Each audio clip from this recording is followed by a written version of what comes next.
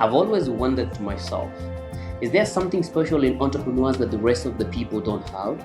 Is there something they know that the rest of the population doesn't? Is it their social, political, economic, or education background? Is it the schools they went to?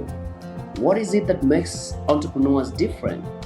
Welcome to my masterclasses where I'll share everything you need to know about how to start your business and become a high-profile, high-scale, and a super successful entrepreneur. And joined by the guest who includes entrepreneurs and many other upcoming entrepreneurs, we'll break down the myths, beliefs, ideas, facts, and just everything you need to know to become a high-scale and a super successful entrepreneur. My name is Shamma Juniour, and this is the Business Hub, the center of untold business stories.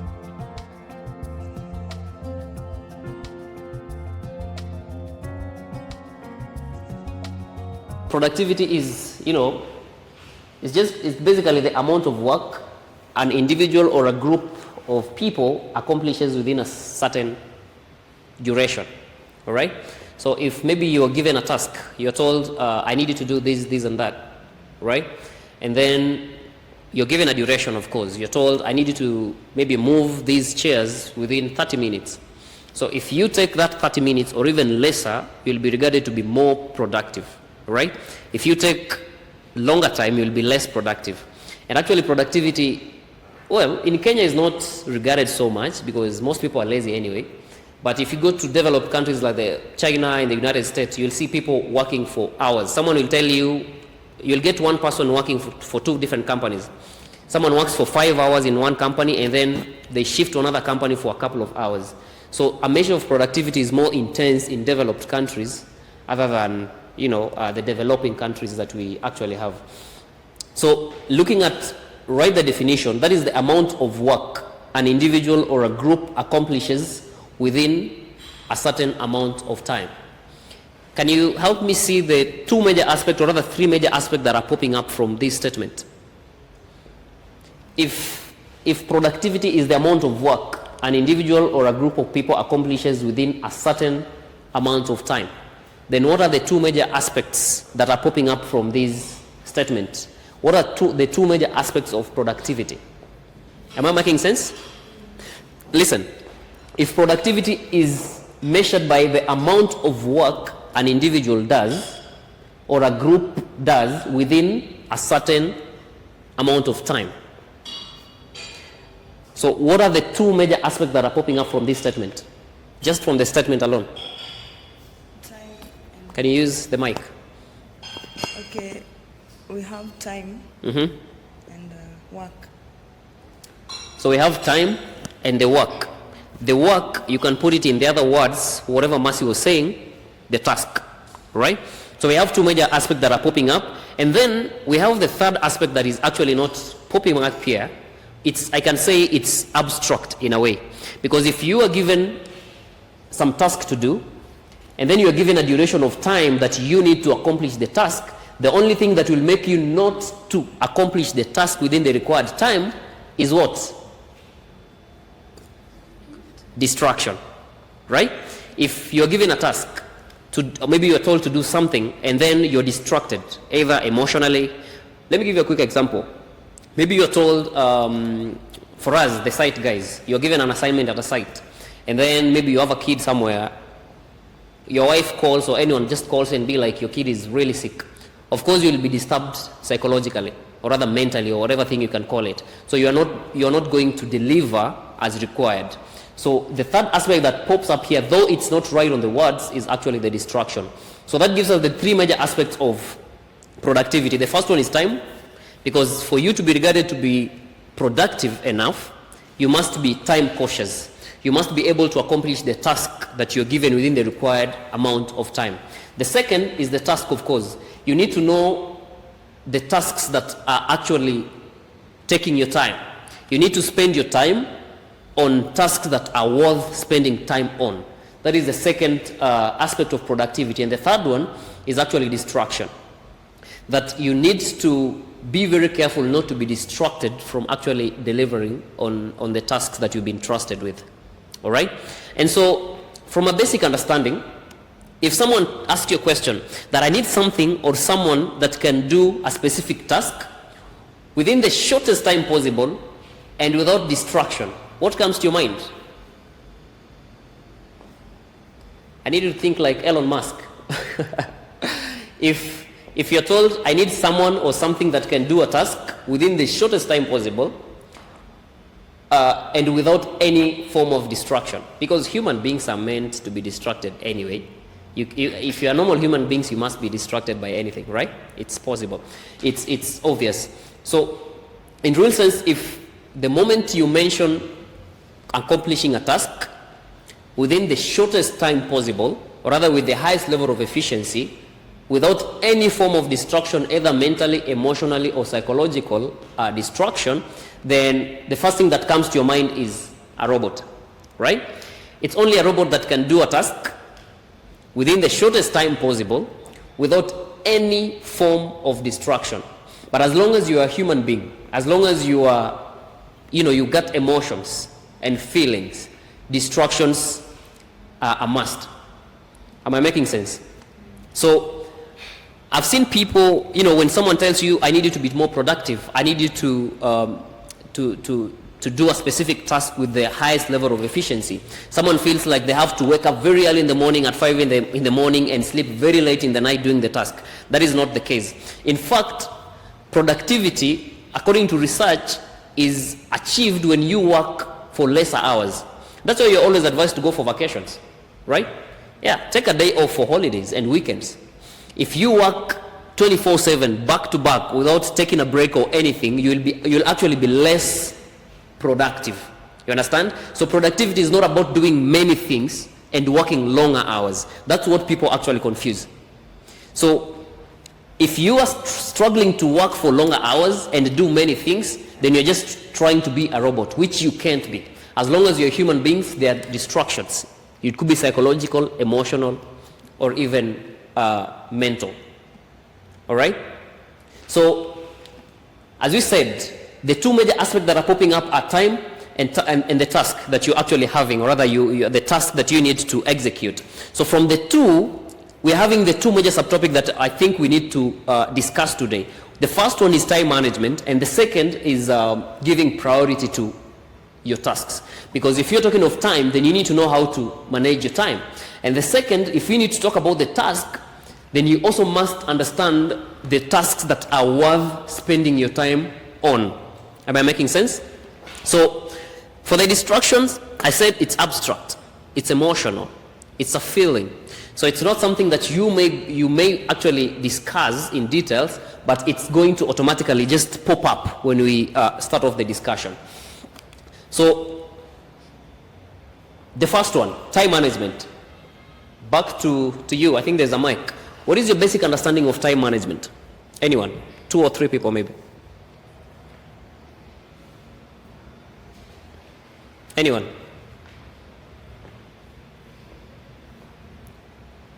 What is time management? Faith, what's your basic understanding of time management?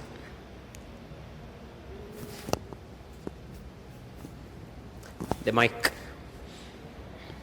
Anything. Utilizing the time you have. Utilizing the time you have, fair enough. Anyone else? Mercy? Time management? Just give us that funny definition. We'll laugh and forget about it. It's fine.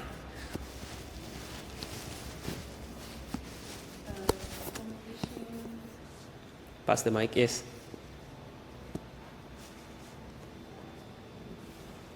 Time management, I think it's accomplishing the mode of accomplishing a given task at a specific time frame. Accomplishing a task within a specific time frame. Fair enough. Anyone? Rosie? I mean, this is something you've been told ever since you're in primary school. I mean, you've been told, be a good time manager. So what is it? What is time management? Like time management is trying to conduct yourself.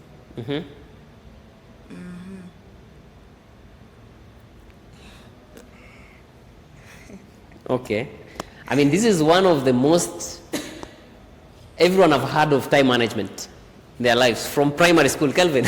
Right from primary school, your teachers are like, I need you to manage your time. So what is time management? You want to save us today? Once again. No, I think it's about ensuring that you spend your time on productive tasks, maybe. Spending time on productive tasks. Fair enough. So for time management, I also struggle to define it, by the way. I had to Google. I had to get it on Google, and I had to get it on so many sites, but the definitions were just narrowing to these, more or less the same thing. So according to Wikipedia, this is Wikipedia and Mind Tools. These are the major online encyclopedias. They are very trusted.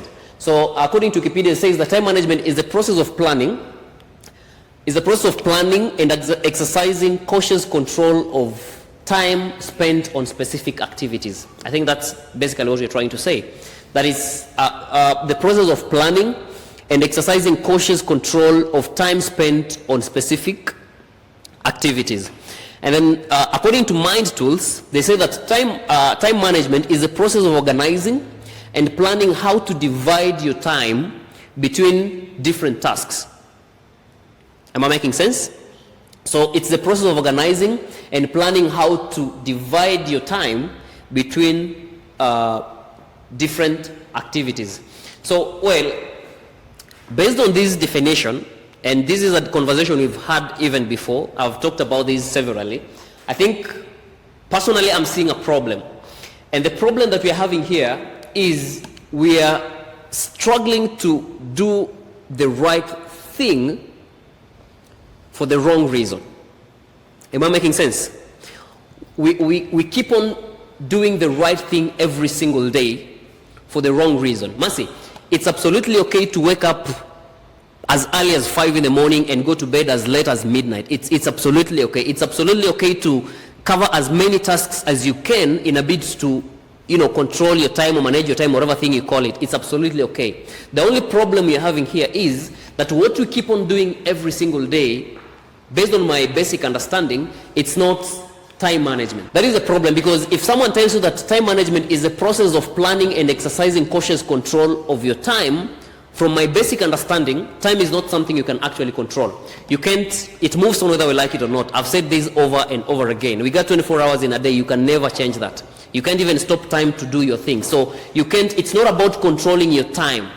It's about controlling yourself. The second definition says that it's a process of organizing and planning how to divide your time. I mean, you can't divide your time. It was already divided a long time ago. We got 24 hours in a day. We don't have 48 hours. It's 24 hours. It's already divided that we have 24 hours in a day. So it's not any process of controlling your time or dividing your time or managing your time. It's upon you to manage yourself to fit in the available 24 hours in a day. Am I making sense? If really time can be managed, then how is it that we invite dozens of motivational speakers to speak to us on how to manage your time and become productive, and yet we still don't seem to be caught up? And how is it that we have our to-do lists, our calendars and checklists, and the fact that we work with our minute computers right in the pocket, the so-called the mobile phones, and yet we still complain of not having enough time? I mean, you have your alarms on phone. Why can't you set an alarm that at 7 p.m. you're going to meet so-and-so? We still complain of not having time. And how is it that we have the latest technologies than ever before in history as far as time management is concerned, and yet we still complain of not having time than ever before? And do you know the reason why we have new inventories? The reason why we have technologies? Technologies come on board for two major reasons. The first one is to improve what you call efficiency. And the second is to improve the standard of living. Efficiency is an aspect of time, remember.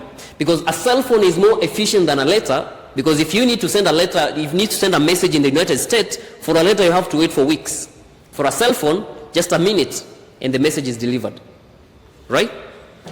An aeroplane is more efficient than a car because you only need 45 minutes to Mombasa from Nairobi.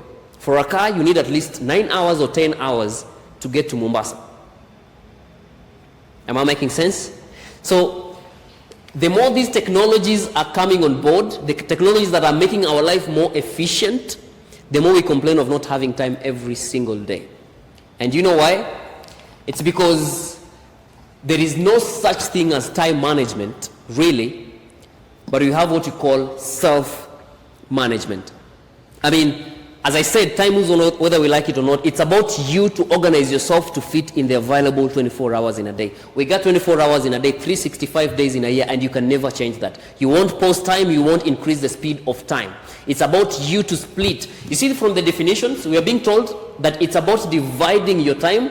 I think you need to divide your tasks to fit in the available time, to fit in the available 24 hours in a day. So really, there is no such thing as time management, but really there is self-management. So that gives us a different idea altogether. That the reason why we're having these master classes is we need to debunk our beliefs. We need to understand things from a different perspective altogether. Because, again, these are things we've been taught over and over again, from high school, from primary school to high school to college. You're told you can manage your time, which is absolutely okay. And I'm not saying those people are stupid. I'm not saying Wikipedia, the people are stupid, the people who are writing those articles, that time can actually be managed. But sometimes, if the great late Dr. Stephen Covey said that time can be managed 40 or 30 years ago, it doesn't mean that time can still be managed today. Because we are dealing with a different set of problems altogether. He said that time can be managed 30 years ago or 40 years ago because by then they were dealing with problems of that time. At the moment as we're speaking, we have new problems altogether. We are having new challenges which need new set of solutions. Am I making sense? So time cannot be managed. The whole time management stuff came from the great late Dr. Stephen Covey. He's the one who wrote about time management and how you actually need to manage your time when you're executing the task, which I'm not saying he's wrong. He's absolutely right. The problem is we have an advanced problem, which needs an advanced solution. Am I making sense? And that's why the legendary Robin Shamma, he happens to be my namesake in a way, except the spelling. So he says that today, time management is no longer just logical, but today, time management is actually emotional. But if you can manage time based on emotions, then it's not about time. It's about self, because it's about the decisions you make to do something at a specific time. So it's not time management, but it's self-management. And if you've read the books and the quotes by the philosopher Ralph Waldo Emerson, he says that this time, just like any other time, is a good time.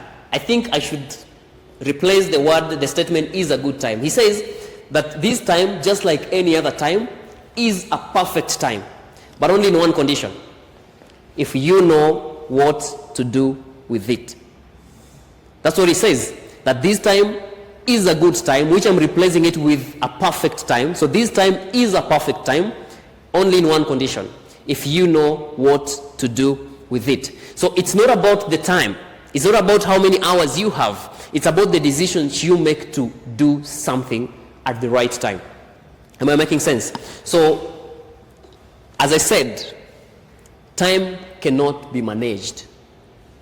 It is upon you to manage yourself to fit into the available 24 hours every single day.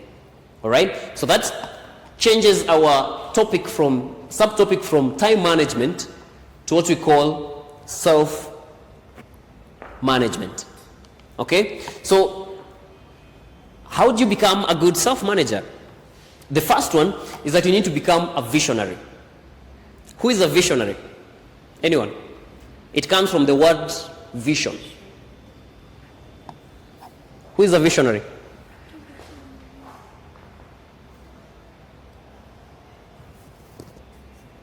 think it's somebody who has the desire to accomplish something. Someone who has the desire to accomplish something. Fair enough. So a visionary is someone who just sees tomorrow. And I don't mean a prophet, but someone who just sees tomorrow. Someone who, just from the statement, the word vision, someone who understands that the future is rented and rent is due every single day.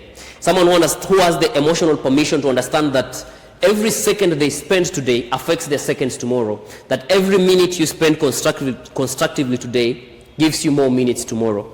And every minute you waste today actually steals from your minutes tomorrow. That's a visionary. A visionary is someone who asks themselves questions like, what can I do right now to make my tomorrow better? What can I do today to make my future better?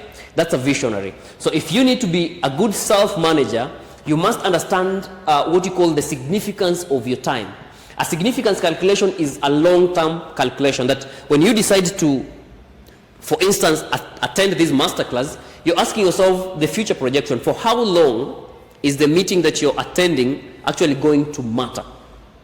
Am I making sense? So for you to be a good self-manager, you must be a visionary, someone who sees tomorrow, someone who understands that every activity that you do today actually affects your future. You understand? I don't need to really go deep into it because it's another topic altogether. Just understand that a visionary is someone who has the feeling to understand that you have to sacrifice today for your tomorrow to be better. You need to spend time on constructive things today that are actually going to make your tomorrow better. You understand?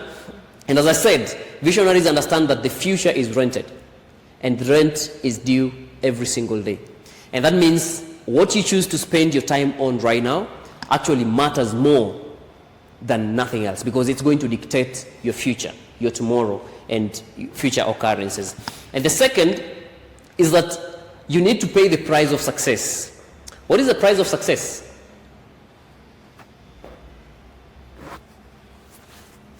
What is the price of success? Rosalind, what is the price of your pen? When you stole it? Yeah? You're the new thief in town, right? What's the price of your pen? If you bought it, you must know the price, right?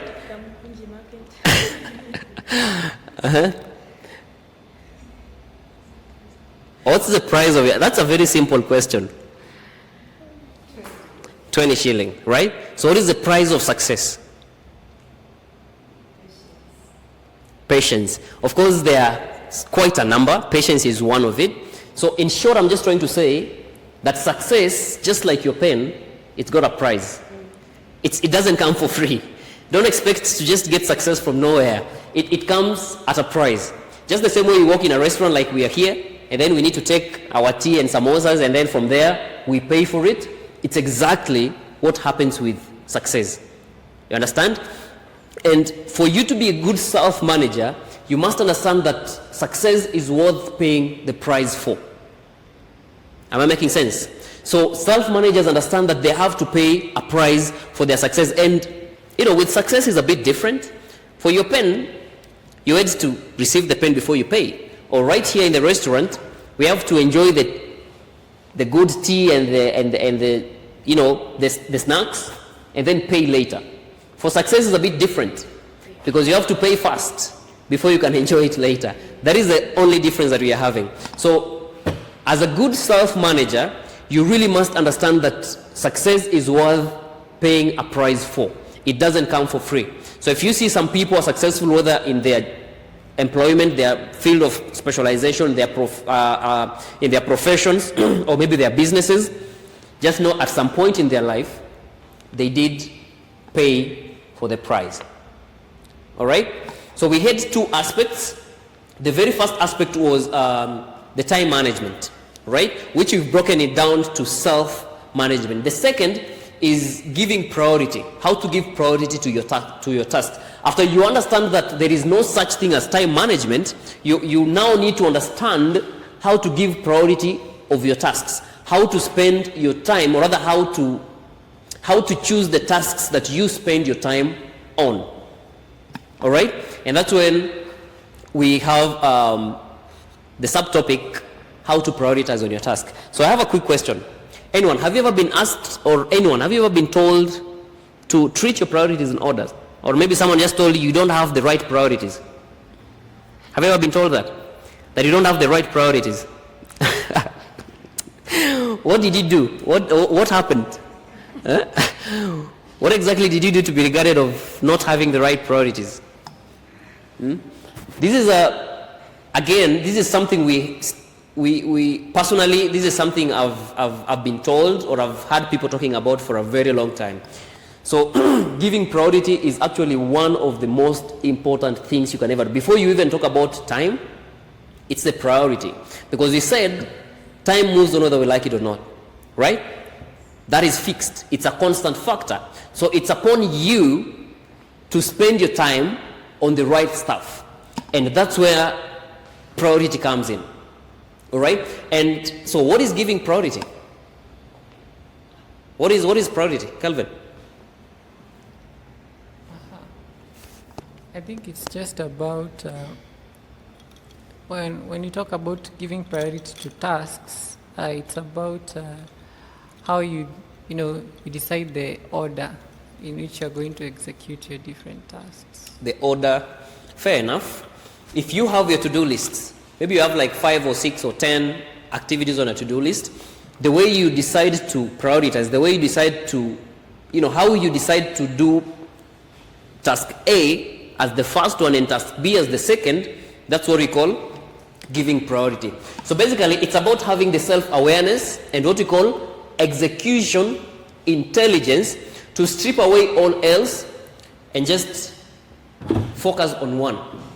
You understand? That if you have like 10 tasks, it's having that emotional, the execution intelligence to just choose to do one which is actually more important. It's also it's about having the emotional permission to do fewer but more important stuffs. Sometimes we have a whole list of stuffs we need to do in a day, but in real sense, if you have a look at them, you realize there are things you can do without. There are things that you actually must not do in that specific day. You understand? So that's basically what we say giving priority. And giving priority, there are a few questions you need to ask yourself. Again, I'm just diving deep into the discoveries of the great late Dr. Stephen Covey. He says, when you need to prioritize on your task, there are a few questions you need to ask yourself. He gave us 3 major questions. I'm going to add the 4th one. The first question is, must it be done now? Right? Rosalind, if someone calls you and be like, hey, I need you to do this and this and this, do you ever ask yourself if that task is even worth doing? You don't. You do everything. I'm just saying. But I'm saying, giving priority, you need to ask yourself the question, must it be done? Is it even worth doing? The problem is with us is that we always struggle to take care of every task that comes on board. We always struggle to do everything without having the emotional permission to understand, or rather to know the power of elimination. There is actually a power in elimination. And we always think that perfection is achieved when you add a task on top of a task. Let me tell you something. Perfection is not only achieved when something else is added, but also when something is taken away. Sometimes if you do fewer things, you do it more perfectly, or rather you do it perfectly, compared to when you decide to do a lot of stuff. So perfection is not only achieved when something is added, but also when something is taken away. So never shy away from saying no. All right? Those unnecessary friends, unnecessary road trips, underpaying projects and all that. If you feel it's not adding any value to you, if it's not worth doing at that specific moment, never feel bad to eliminate them. Because, as I said, perfection is not only achieved when something is added, but also when something is taken away. And that just reminds me of my construction journey. Sometimes back, about 7 or 8 years ago when I was getting into construction, you are desperately in need of these projects, and every project that comes your way, you be like, you just want to grab it. And it got me into a bigger mess, because at the end of, I think it was a 2-year period. At the end of the 2-year period, I realized I had more enemies than friends, because I had technicians that I was not even paying sufficiently. I had dozens and dozens of incomplete projects, so the clients turned into enemies. You understand? And then at the end of the day, you notice you don't even have any money in your bank account. So there is always a power in elimination. You must not do everything. You understand? Those unsupportive partners, unsupportive friends, unnecessary road trip, as I said, those unnecessary parties, unnecessary underpaying projects, if it doesn't add value, if it's not very important, eliminate it. It's never pride, but priority. Because sometimes you need to have the emotional permission to understand that you don't need to do as per the people's expectations. But sometimes you need to go by necessities. There's a difference between necessity and people's expectations. You understand? So giving priority, and to be specific, the power of elimination is one thing that most people don't know how to do. And the problem is we always struggle with guilt. You always struggle to say no. All right? We always forget that the moment you say no to one thing, you simultaneously say yes to an uncountable number of others. That when you say no to that one underpaying project, you're simultaneously saying yes to an uncountable number of other projects that are going to come when you're busy doing that one underpaying project. So there is a power in saying no. Okay? So ask yourself, always ask yourself, must it be done? Is it even worth doing? You understand? And I always have this life philosophy that if it doesn't bring peace, profit, or purpose, then it's not worth giving your time, attention, or your energy. Am I making sense? So you must not attend to everything. Sometimes you need to attend to fewer but more important stuff. The second is that must it be done now? Sometimes some tasks come on board and they are not very urgent. So ask yourself if a task must be done now or it can actually be done at a later date or maybe the next day. So sometimes you might not be able to execute everything per se. Sometimes ask yourself, is it something that can be postponed? Can it be procrastinated? Can it be done at a later date? Am I making sense? And there is always, I know someone will ask themselves, if a task comes on board and you're like, I'll do it tomorrow, that is postponing. And someone will argue that procrastination is something bad. It's the killer of our success, that postponing is a habit of failures. There's a difference between procrastination on purpose and just procrastination. Procrastination on purpose is postponing something knowing that now is not the right time to do it. That is procrastination on purpose. And then procrastination, which is just postponing, is doing something because you don't just feel like doing. Those are two different things. There is not doing something because you know that now is not the right time to do it. And then there is not doing something because you don't just feel like doing. So not doing something because you don't just feel like doing, that's what we call procrastination. And then not doing something because you feel that now is not the right time to do it, you can always do it at a later date, that's what we call procrastination on purpose. So there is always, you must have the discipline of postponing tasks, and not just postponing, you postpone on purpose. Postpone it and allocate it a specific time that you're going to actually execute it. You understand? So again, not all tasks must be done like immediately. Some can always be pushed forward. The third question is, must it be done by myself? This is where the power of delegation comes in. Sometimes some tasks are worth delegating. For me, I always delegate almost everything because I've understood the science behind delegation. And if you might ask someone, why can't you delegate a task? Why is it that you feel so, you get it so difficult to delegate a task to someone else? And they'll always say, it's because the people I'm delegating the task to might not be as good as I am. We forget that delegation is something emotional. It's something that you have to induce to someone else. They'll never be perfect if you don't give them the opportunity to do exactly what you need them to do. So some tasks, again, it's not a must you do it. If you feel you have other things you're doing and there's a task that is coming on board, you can always push it to someone else. You can always delegate it to someone else. Allow someone else do it for you. And then the last question, this is not in the list of what the great late Dr. Stephen Covey talked about, is that for how long is it going to matter? Sometimes we might get a task that is very important and very urgent, but it's not very significant in our life. You ask yourself, for how long is the task I'm doing actually going to matter in my life? Which it gives you a significance calculation. This takes us back to the visionary mindset. you must understand that the task you're doing right now, for how long is it going to affect your life? For how long is it going to be significant in your life? That is what we call the significance calculation, which answers the question, for how long is the task you're doing going to matter in your life?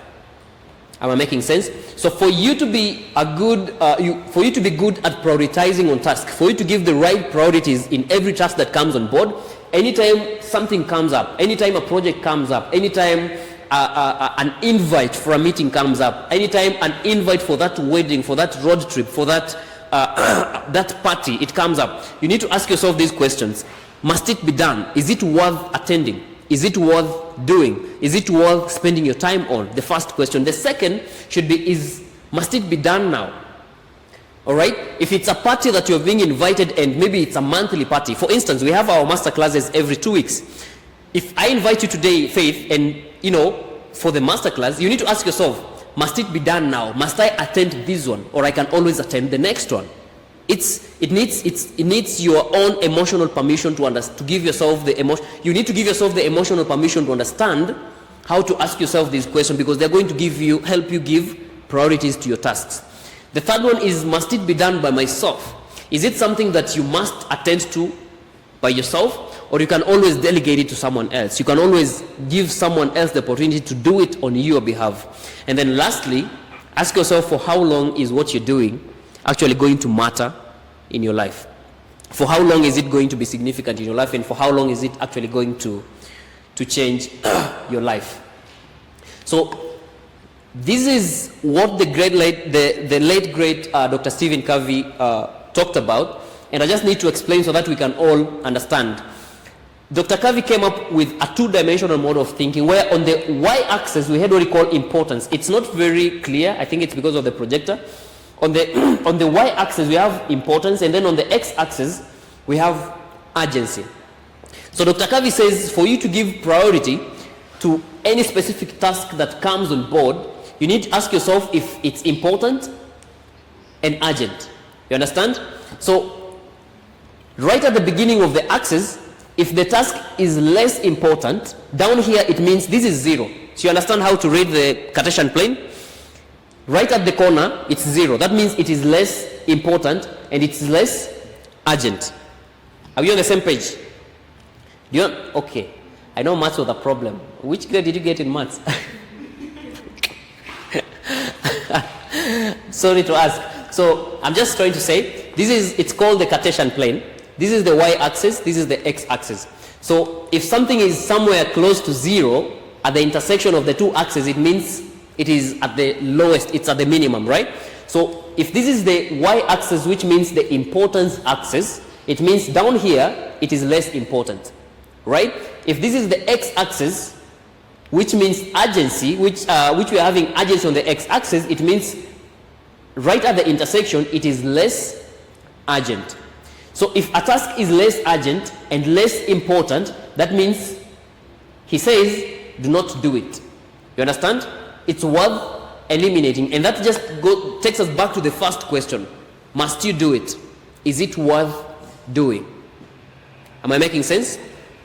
And then, if a task is very important and very urgent, then he says you need to do it straight away. Are we together up to that point? If it's very urgent and very important, you have to do it straight away. The third one is that if it's very important but not urgent, you ask yourself if it can be done later. You set an exact deadline for yourself. That's what I was saying. You can procrastinate it on purpose. All right? That is if the task is very important but not urgent. And the last one is that if the task is very urgent but less important. If something is not important but it's very urgent, that's when we come to delegation. You can delegate it to someone else. You can give it to someone else to do it on your behalf. But we have a problem here. The problem is, according to Dr. Covey, he gave us two-dimensional mode of thinking. Because remember, as I started, I said there is a third aspect of productivity that was not mentioned here. And that was not mentioned in the definition, and that is the emotions, the distractions. A task can be very urgent and very important, but still you're not able to do it because of the prevailing emotional conditions. Let me give you a quick example. A client visits your office for a meeting at exactly 8, and maybe you have a son or a daughter somewhere, right? And then just 5 minutes before the meeting, someone calls you and you're like, your daughter has gotten an accident, right? And you're the only person who is in a position to help for that specific situation. Will you attend the meeting? Let's be realistic. You won't attend the meeting, right? So sometimes a task, remember the meeting with the client is very urgent and it's very important. So not everything that is very urgent and very important should be done right away.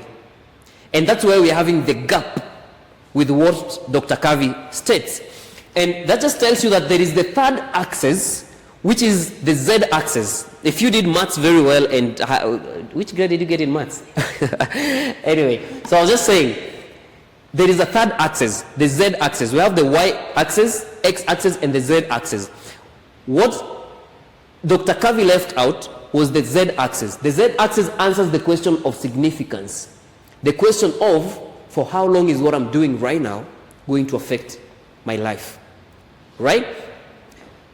Will you choose to go for a meeting with a client who is going to give you $1 million, or choose to leave your son or daughter to die forever?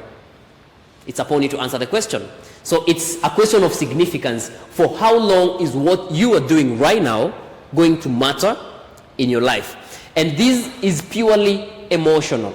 And so if you have to draw a graph on the Cartesian plane with all the 3 axes at the moment, you realize that if a task might be not worth doing, but according to our graph, it's significant enough to be done. You will still have to do it, right? A task might be something you can procrastinate, you can postpone for a later date, but it's very significant. That means you will still have to do it, right? A task might be something you can delegate to someone else, you can give someone else to do on your behalf, but if you look at the significance calculation, you'll be like, let me just do it. And sometimes a task might be very urgent and very important, but still you're not able to do it. Am I making sense?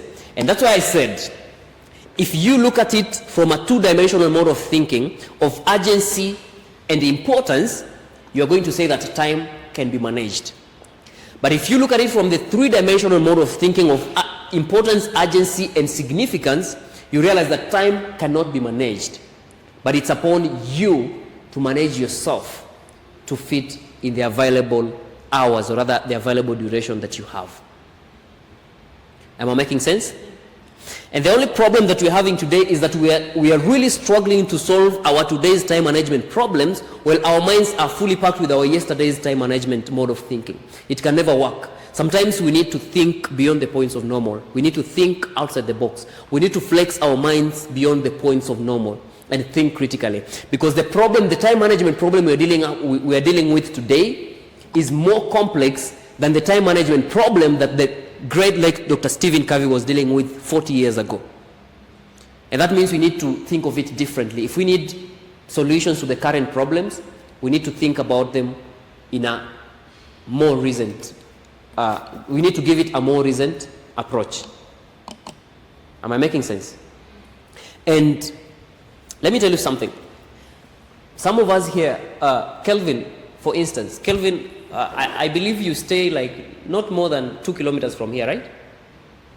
2 or 3 or 5 or even 10, it's fine. Whatever. Maybe you stay 10 kilometers or rather 5 kilometers from here.